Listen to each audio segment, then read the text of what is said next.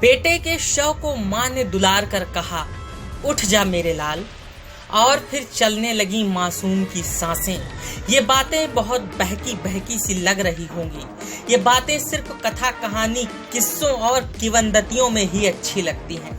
फिलहाल आज ऐसा नहीं है, या हम कहें तो वे जमाने लद गए।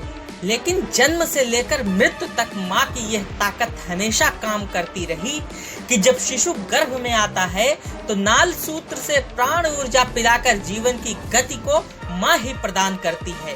प्रसव होता है तो स्तनपान से, और बड़ा होता है तो वैकल्पिक संसाधनों से, और बड़ा होता है तो भोजन के माध्यम से। जीवन को आगे सुचारू रूप से चलाए रखने के लिए ये वही महिला समाधान बनकर काम करती है जो माँ होती है। और जब किसी तरह का खतरा भी आता है तो सारी एनर्जी सिकुड़कर नाभि पर आ जाती है। नाभि वही केंद्र बिंदु होता है जहाँ माँ ने शरीर का निर्माण करते समय प्राण फूंका था, और शरीर का सारा ब्रेक नाभि से ही चलता है, चाहे जिस क्रिया को आप रोकना चाहें या छोड़ना। आज मैंने इतनी बड़ी भूमिका इसलिए बांधा कि एक माँ ने अपनी ताकत का एहसास कराते हुए यमराज से अपने लाल को छीन लिया।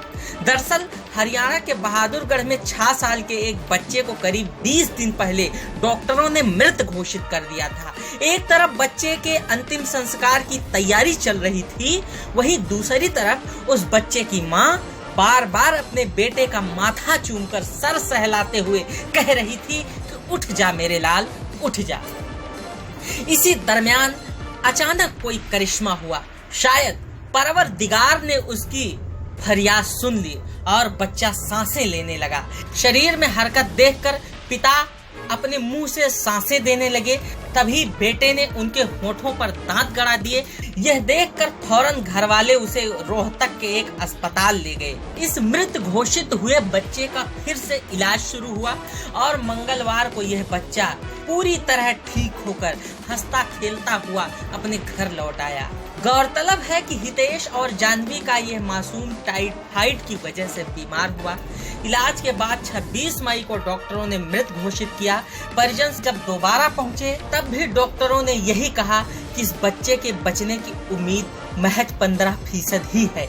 बावजूद इसके बच्चे का इलाज कराया गया और बच्चा मंगलवार को पूरी तरह ठीक होकर घर वापस आ गया।